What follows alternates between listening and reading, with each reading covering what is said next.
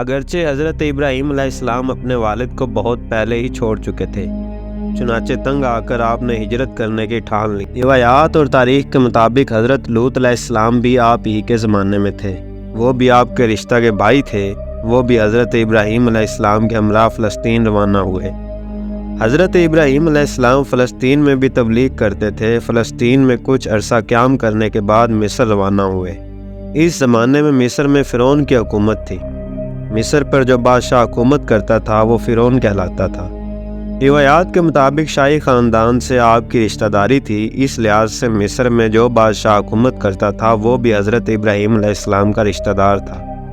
اسی لیے شاہ مصر نے آپ کو بڑی آؤ بھگت کی، آپ کو ماننے لگا اور مہمان کی حیثیت سے ٹھہرایا۔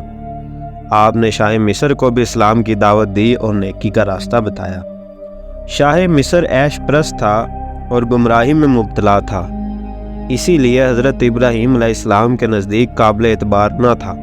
حضرت ابراہیم علیہ السلام کی بیوی سارہ بھی ایک نیک خاتون تھی، عظمت اور عفت میں مثالی حیثیت رکھتی تھی۔ حضرت ابراہیم کی شاہ مصر سے رشتہ داری تھی، اسی بنا پر شاہ مصر نے حضرت سارہ کو اپنے محل میں بلا بھیجا۔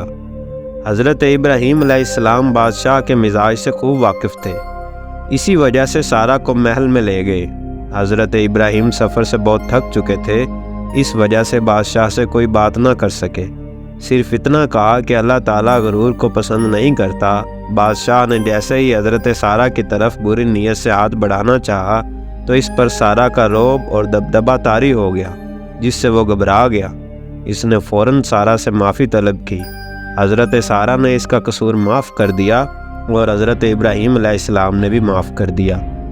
شاہ آپ کے اخلاق سے بہت متاثر ہوا اور اپنی بیٹی ہاجرہ کو آپ کی زوجیت میں دے دیا اور بہت سا مال و اسباب بھی دے دیا اور ایمان لانے کا وعدہ کیا۔ آپ حضرت ہاجرہ کو اپنے گھر لے گئے۔ زندگی بڑی خوشگواری سے گزر رہی تھی اور اس طرح حضرت سارہ اور حضرت ہاجرہ محبت اور اتفاق سے رہنے لگی۔